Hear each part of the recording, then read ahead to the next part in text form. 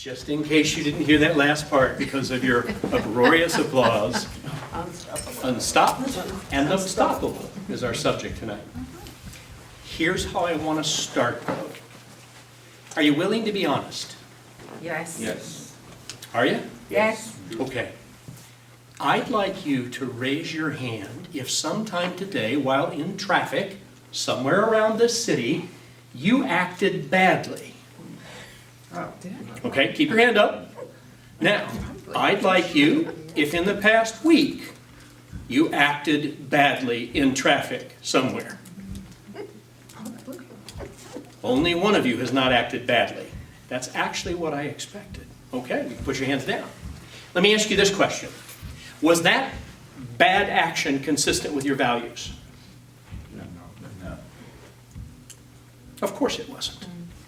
That's true whether you flipped somebody off, as the saying goes, or whether you merely cursed under your breath, which I'm sure none of you do, or whether you called them an idiot or some other really colorful word.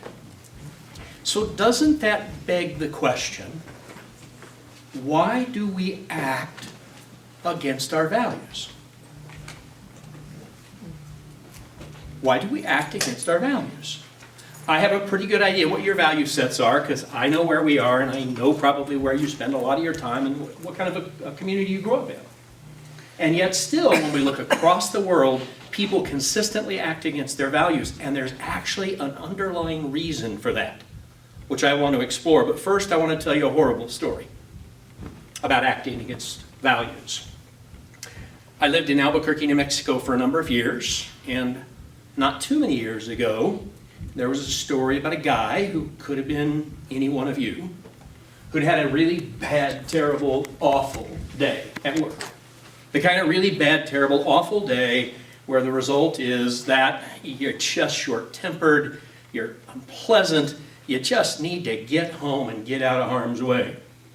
But on this particular day, this somewhat middle-aged young man got cut off in traffic on I-40 in Albuquerque. And he snapped. So much so that he reached in his glove box, he pulled out a .45, and he fired 3 rounds into the back of the car that had cut him off. Not knowing that in the back seat of that car was a little girl who was 4 years old. And yes, he killed her. And he was interviewed afterwards, and what he had to say was, I didn't mean to do it. It'd been a terrible day. I got cut off. I snapped. And I didn't even think about what I was doing. Now, in the criminal justice world, they call this crimes of passion. Right? Crimes of passion. What that means is you can tell someone, what's your name? Donovan. Donovan. We can tell Donovan that we're going to put him to death for bad behavior, and if you get fired off, it won't even enter your mind, Donovan, that there's a huge consequence to your action. That's why they call it a crime of passion. It's why it drives people in the legal system crazy, because you can't tell them and have it stop that thing that happens, that firing off. So the question is, what is that? And why does it operate the way it does? And more importantly, what does it have to do with being unstopped and unstoppable, which we're going to get to? Thanks for playing along, Donovan. I'm sure you're not that kind of guy who would do a crime of passion. Let me start this way. How many of you have ever heard of a thing called the ladder of ascension? Anybody ever heard that phrase? You have heard that. How about that? It's pretty rare. It's right at the heart of what we understand about psychology. Now I'm going to boil this down and keep it fairly simple. I can go highfalutin, but I'm not going to do it tonight. Here's what we know.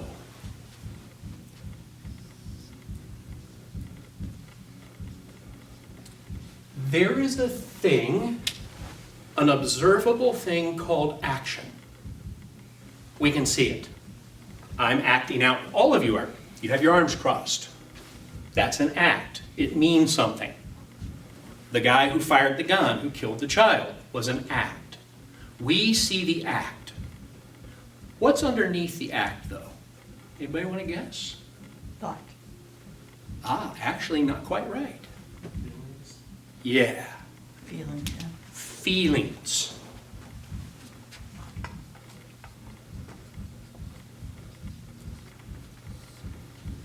We always act out of feeling. It may not be rational, it may not be good, but it will certainly be driven by the feeling. So if a feeling gets triggered, we act. What's underneath feeling? Thought. But what kind of thought? Needs. Ah, Self-talk. close. Self-talk is close. You, my friends,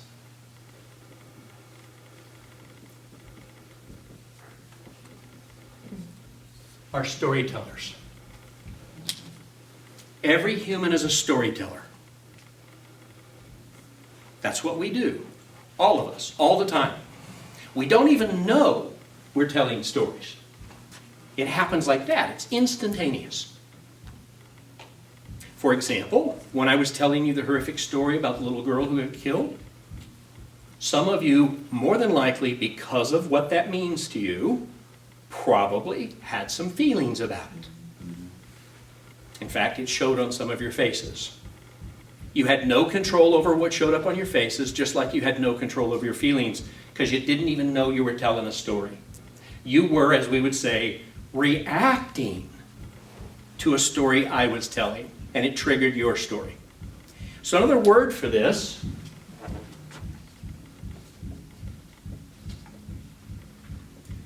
we, my friends, are interpreters.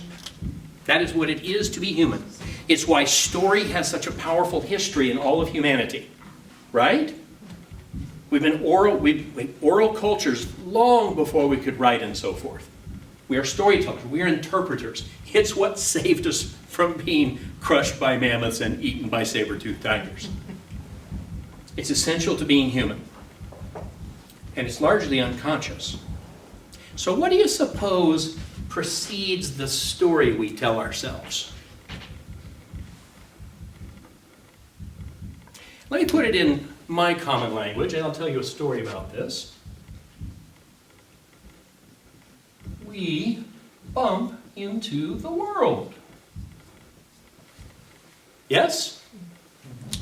Sometimes literally bump into it. Let me give you an example. Let's see what happens. See if you can catch your storyteller.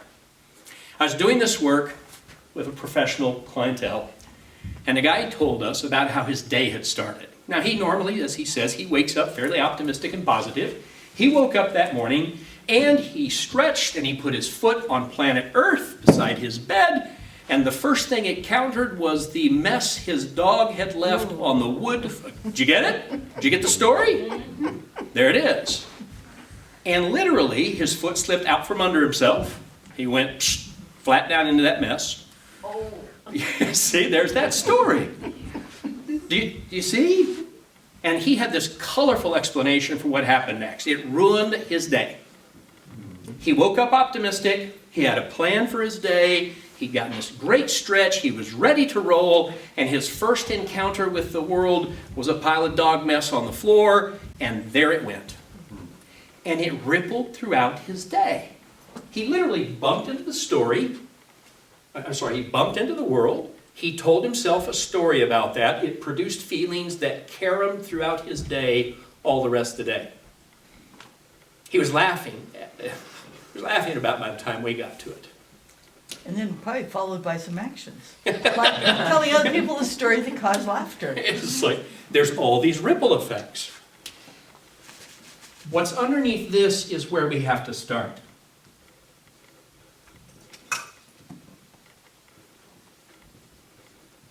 You have beliefs and perceptions. They're unique to you. Some mix of what you've been exposed to, the culture you've been raised in, your race, ethnicity, families, communities, all that stuff has formed in you beliefs and perceptions. Now, we actually think we know what they are, but sometimes we're quite disillusioned. What's a belief and perception one of you holds? People are inherently good. Absolutely. There's a very optimistic belief. There's one that corresponds on the other side, right? Which is? People are wicked. People suck. People are wicked. Can't trust people. They're out to get you. On Facebook. Thank you for starting with this one. What's your name? Josh. Josh. Thank you for starting with this, Josh. What's the predominant theme that you see on your newsreels? Is it that people are good or that people are bad? Yeah, it plays much better, doesn't it? You should be very, very worried because there's somebody right now in the city of Kennesaw looking to hurt you is basically what they say. So think about this for a second. There's about 8 billion people on planet Earth. Almost all of them woke up today, this day, with nothing more than an intention to have a reasonably good day, keep the roof over their head, feed their families, whatever their life was, right? But that particular story doesn't play very well, does it? No. So we get triggered. What's another belief or perception one of you has? Other people want to see you succeed. And there's a converse to that. People don't care whether you succeed or not. Right, they're self-interested, self-centered, disinterested in you, etc. Yeah, what's another belief? Don't believe everything you hear. Yeah, you could Half play. of what you see. Or you could believe everything you hear, right? Yeah. Too good to be true. Too good to be true, which is sort of corresponds with the other shoe's going to drop any minute. Right? Too good to trust.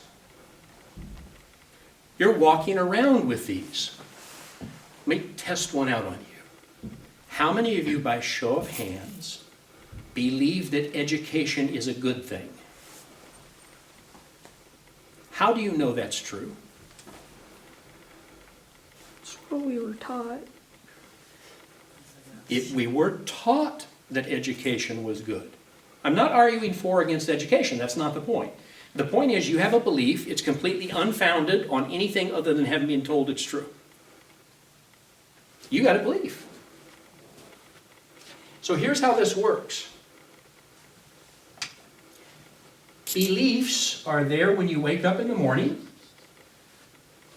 You bump into the world like my friend. Or like any number of other things. There's a great story one morning. A woman told the story when I was doing the skin with a professional client. She said, yeah, I woke up and I realized that the house was cold, it was winter. This was right here in Atlanta. The house was cold, it was winter. I just had my furnace repaired the previous day and I knew those dudes had screwed me.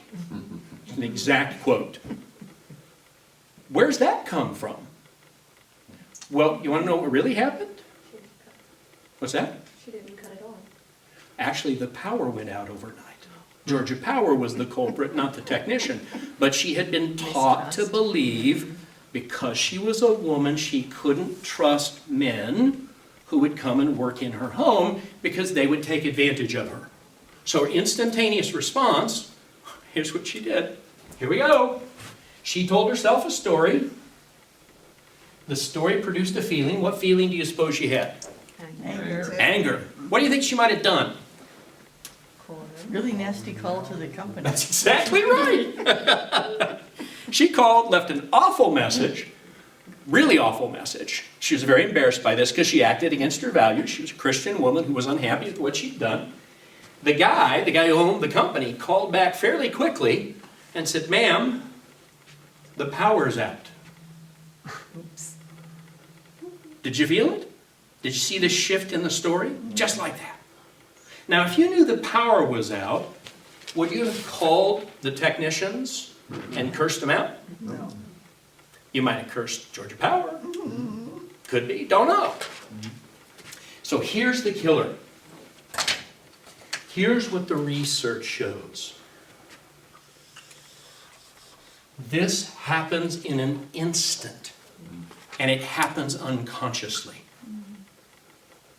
We are not in possession of ourselves. When something fires off, instantly, we bump into the world. So when that person cuts you off in traffic, that's bumping into the world. I'll tell you a funny story about one of my experiences with in just a second. We tell a story, we interpret the experience, It produces a feeling, we act upon the feeling. Our beliefs and perceptions may actually not be valid. We do bump into the world. That means that what we're interpreting is always open to question. But we believe it, it produces a feeling which we're not in control of, and we act upon the feeling. Like that. Unconscious. Boom. That's the crime of passion we were talking about. Donovan? Yes. Yeah. That's the crime of passion example we were using with you sort of as our, I know you could never do that, but it's called a crime because we have no possession over this. It's like that. I had this happen one day. I was driving and someone not only cut me off, I had places to be. I'm an important guy. You hear that?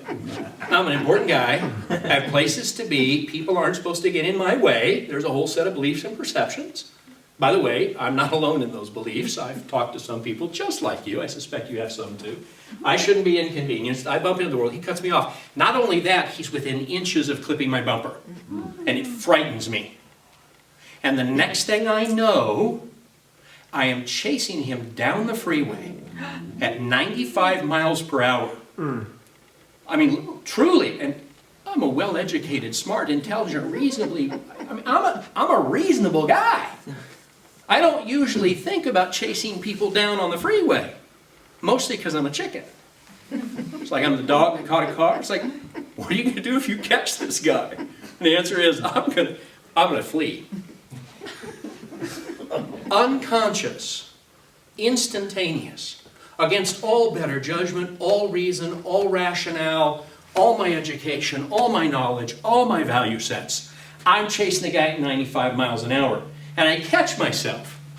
And I say to myself, this is really a bad idea, Ron. And I say to myself, dude's going to pay. I can't even disrupt. The feeling is so strong from the fear.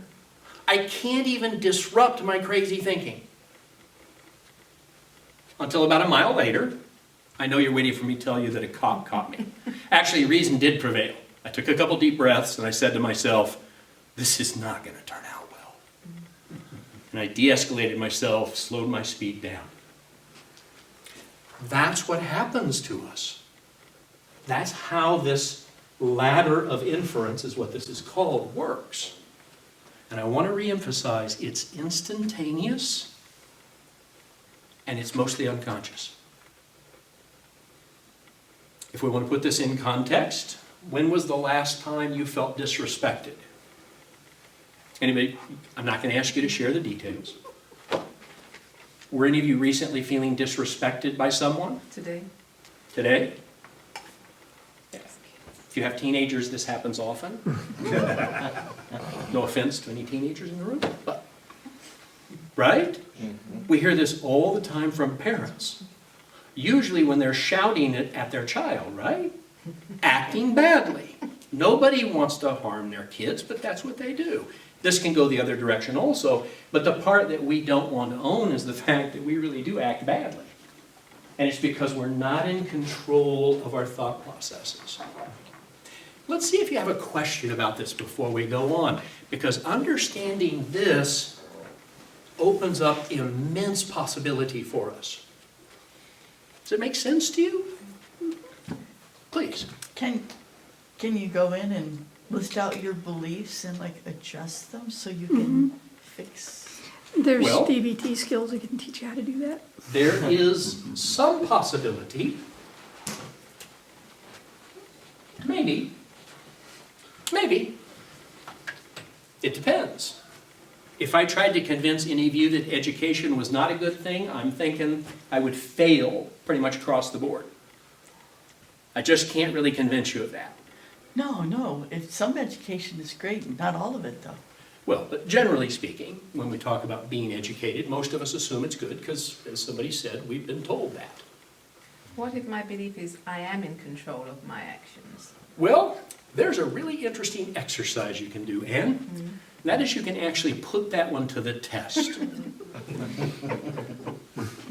Transformational work sometimes requires us to do things that aren't pleasant for us to experience. there's a very strong possibility there are any number of things I could do right now that would probably demonstrate to everyone else that you're not in control of your beliefs or your feelings or your actions. I oftentimes tell the one, because this does come up quite often, Ann. I'll say, okay, let me walk up to you and let me punch you in the nose and see if you have a reaction. I mean, you can see it the more graphic it becomes. So there have been all kinds of examples of this. I mean, when we found out about genocide, or when 9/11 happened and the World Trade Center came down, or some horrific thing that happened. You know, there's a lot of evidence that we do not have the control we think we have over ourselves, but we have to test that out. It's a good thing to experiment with. Yeah. Do you believe there's something bigger than you that can control your action? Ah, the higher power, the God. Yes, is that what you're pointing towards? Yeah.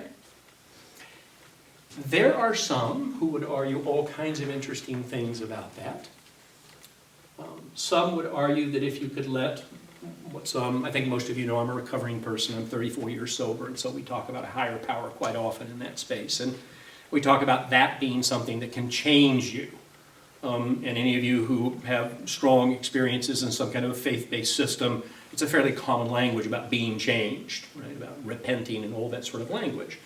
And there is some evidence, but there's also a tremendous amount of evidence that it's really rearranging the feelings and not changing this. Because we have so many instances of people who revert. Right? It's a fairly common story. We change our lives, and then 3 weeks later, we're not changed anymore. So some of this stuff, and by the way, this is what it is to be human, and it's necessary. We need something within us that's stable. You got what you got. Don't know if it's right, wrong, good or bad. You got what you got. And we can take a look at that and understand it.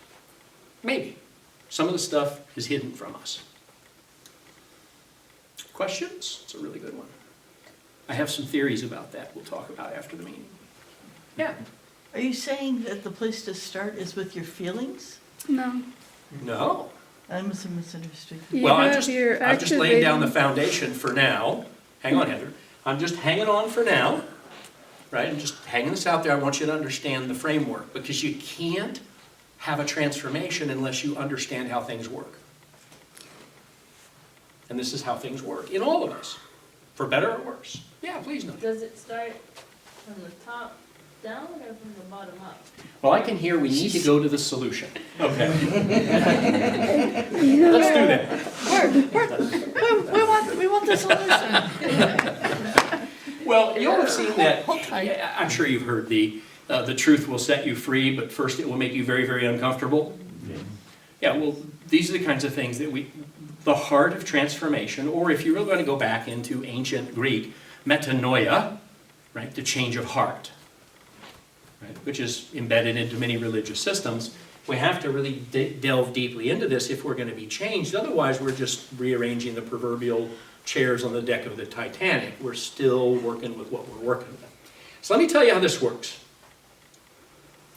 I can try and monkey around with actions. That may open up some space. Maybe. However, there's a lot, you all know this, right?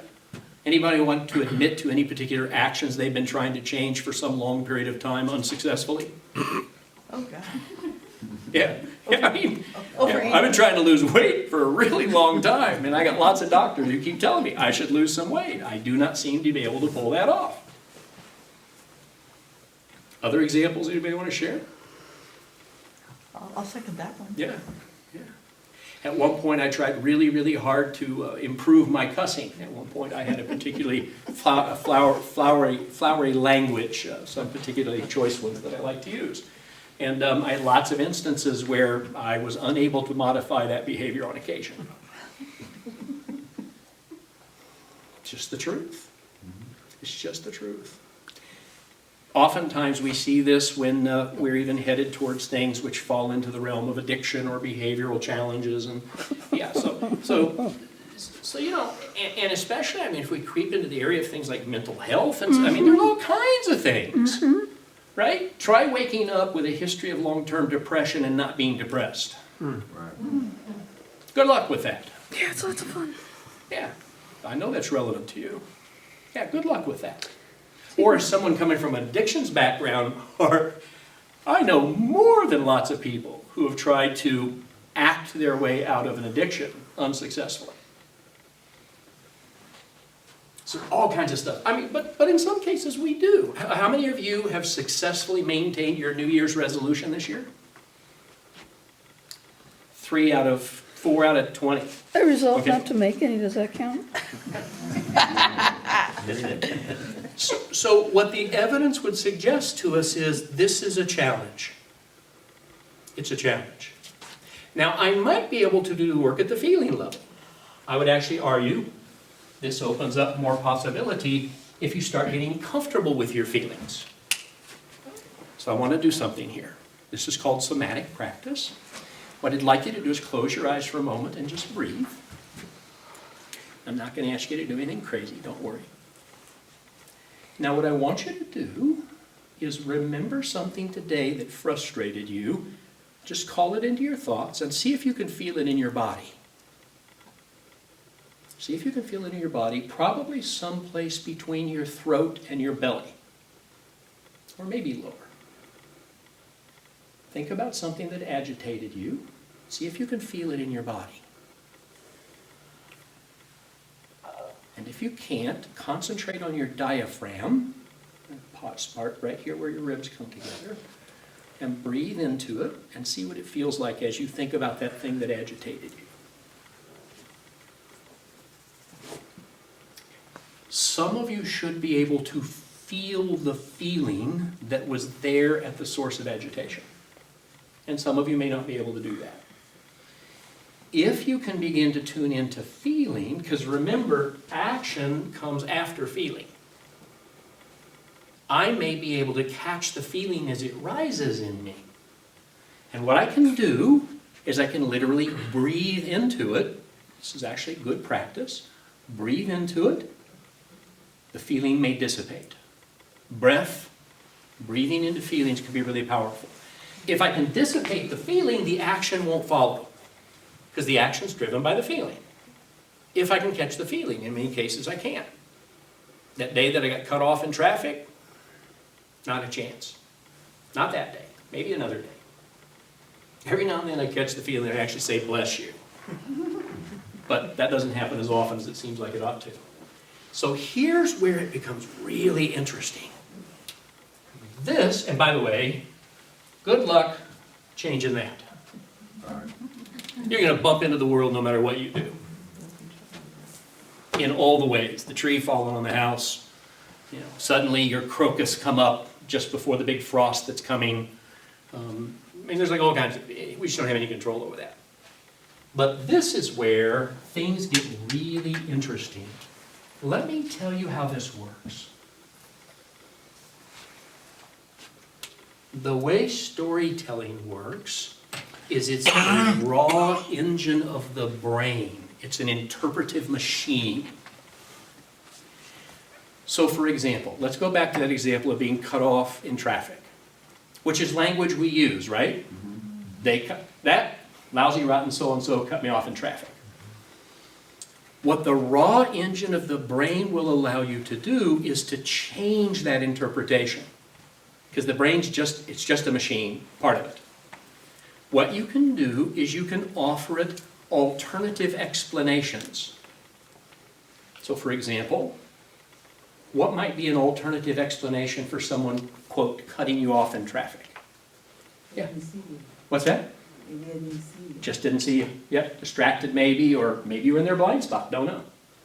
What I use is maybe they have diarrhea. They could have diarrhea. We're getting more graphic, aren't we? We're going in the toilet. Yeah, no need. They could have an emergency they really need to get to. Right. It's like a pregnancy or something. Pregnancy, sick kid, somebody at home. What else? Yeah, they could just basically be an inconsiderate person. What else? There's lots of possibilities. Arrogance. Could be arrogance. I'd say Lana, then nobody knows how to drive. Could be a driving skills problem. There's plenty of that going around. Could be that something fell on the floor and they've just been distracted. Could be they just put their mom in hospice that weekend and they're distracted because of grief. We don't know. You know, All we know is we have an interpretation that says they cut me off. Here's the beauty of this. This is a triage kind of approach. If you just offer alternative explanations, the feeling will disappear.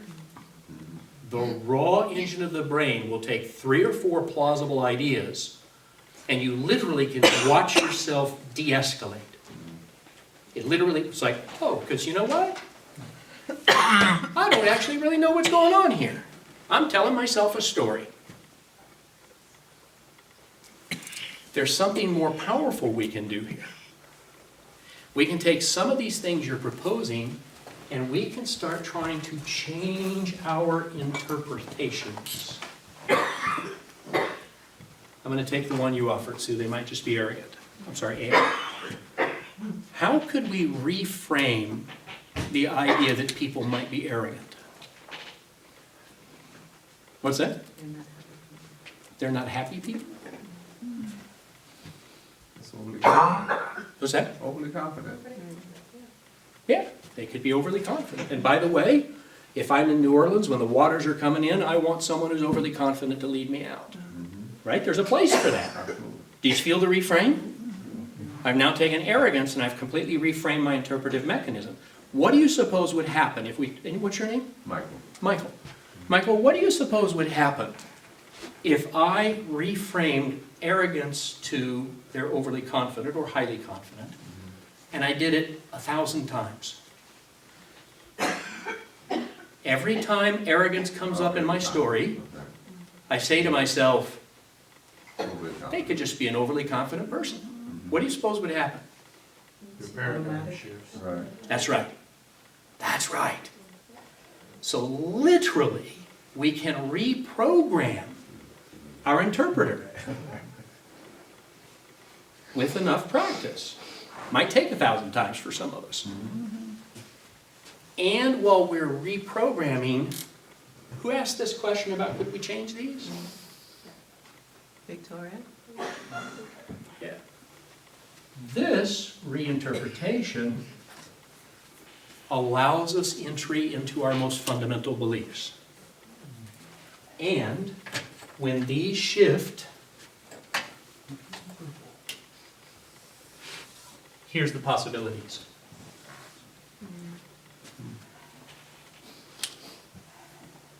So the further I can work down into this, not only can I get unstopped, just like with the engine of the brain, just as soon as this thing gets reframed, I become unstopped. Most of you, I'm sure, have been exposed to Christian scripture. Jesus called this the block in the eye.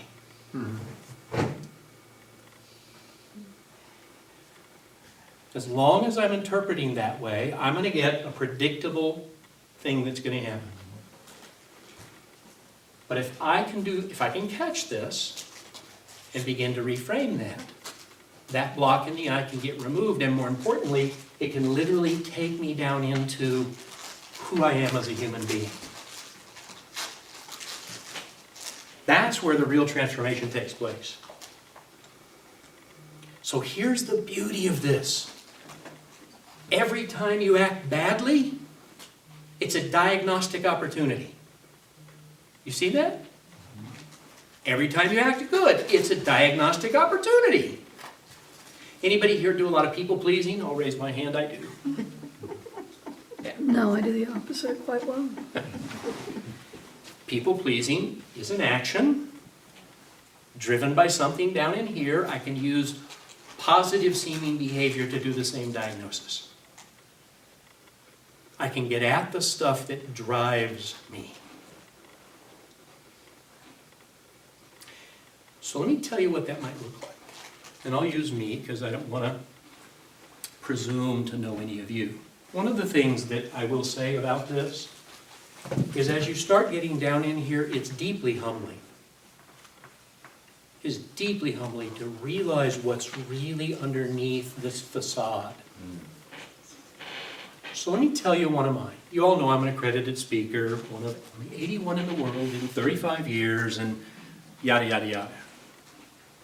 Here's what I've had to learn how to do, because one of the things that happens when you speak a lot, or when you're someone who's famous or a celebrity, is you get applauded all the time. What's applause do in this?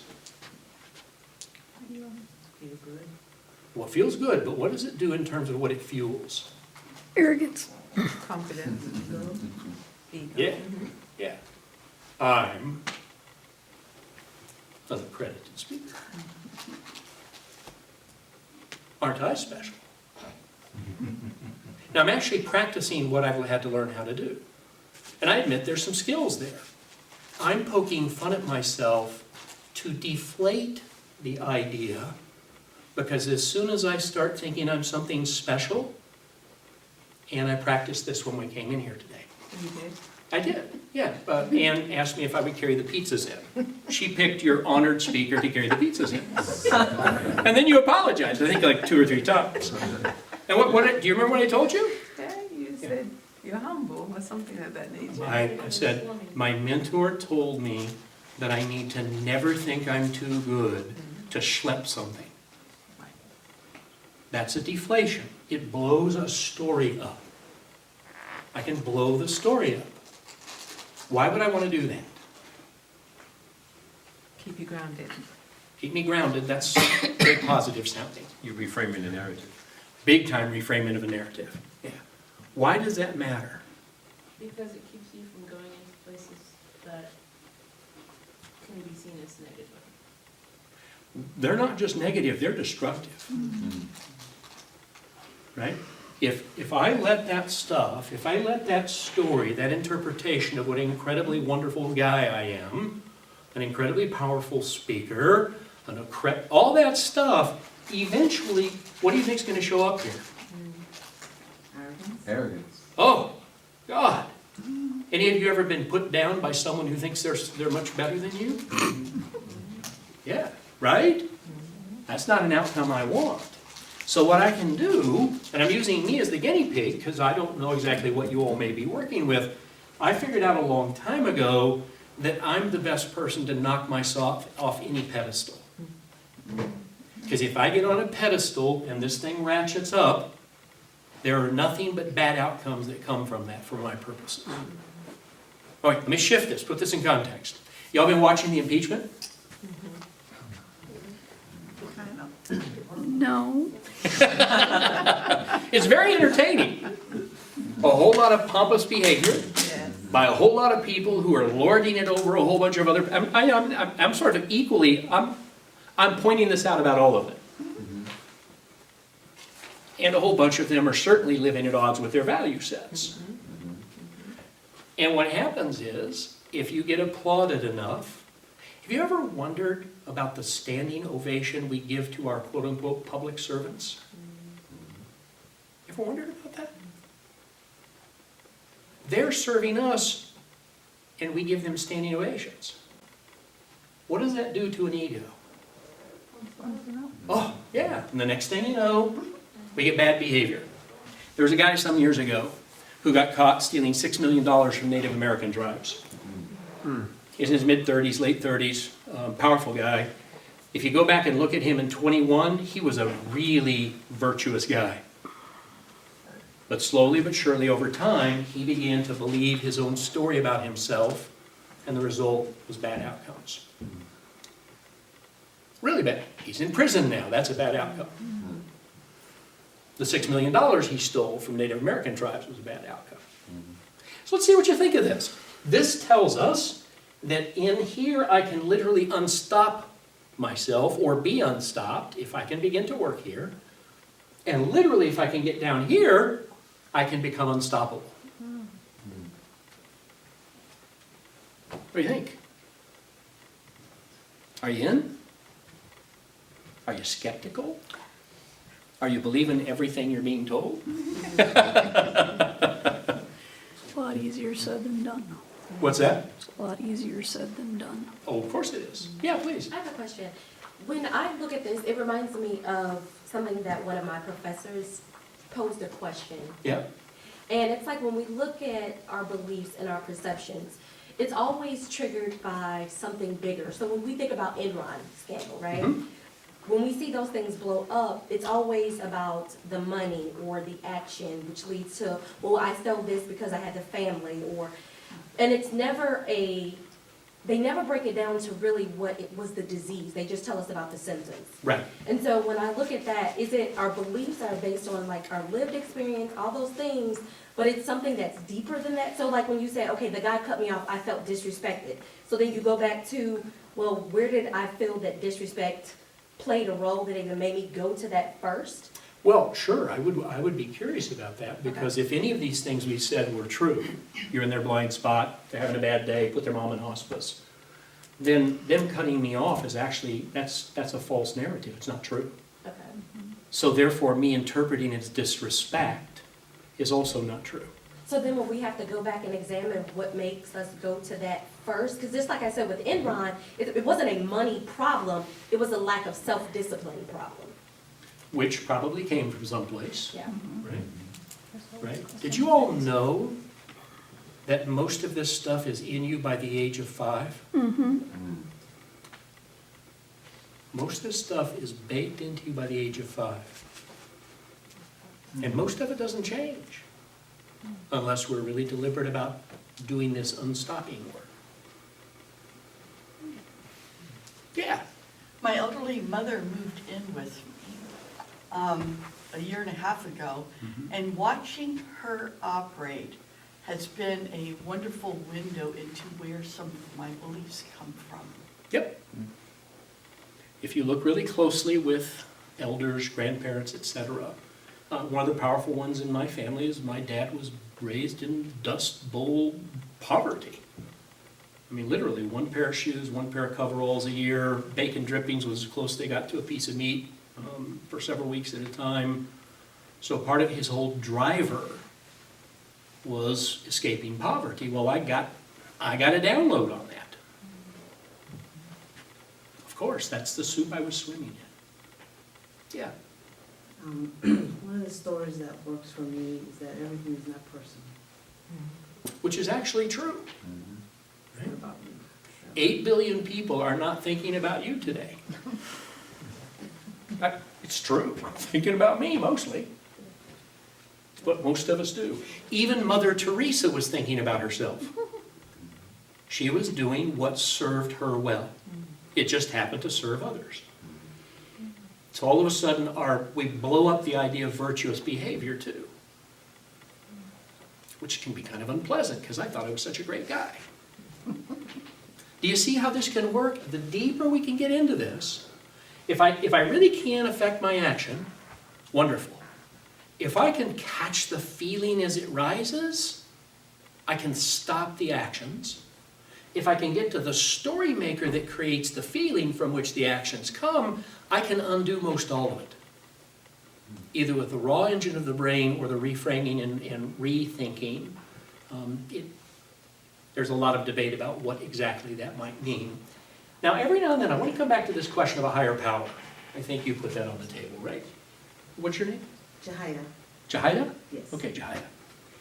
Some people would argue very strenuously that there is evidence of divine intervention striking very deeply down here, and people are transformed on the spot.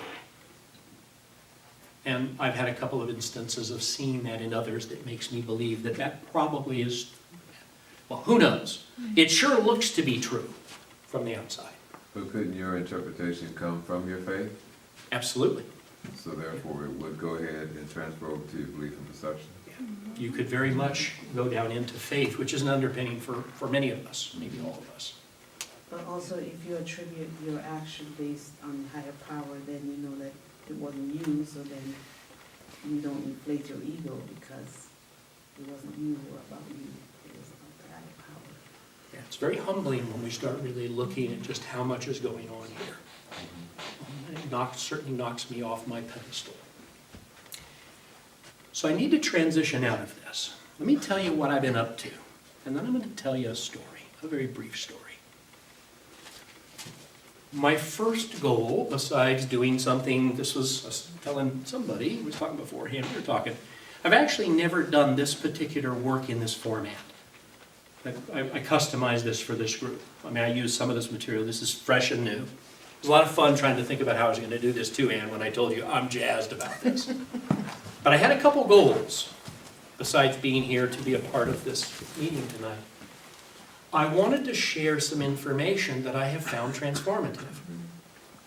Just knowing this, when you go out that door tonight, it will start altering your interpreter. You are now more likely to say to yourself, I wonder what that really was. The other part I wanted to share was the power that opens up when we begin to understand the things that are going on inside us. And it is extraordinary stuff. If you've had a life-changing event, some people, here's my favorite one. I was talking to a guy who got to see his little girl born. So he was in the birthing room.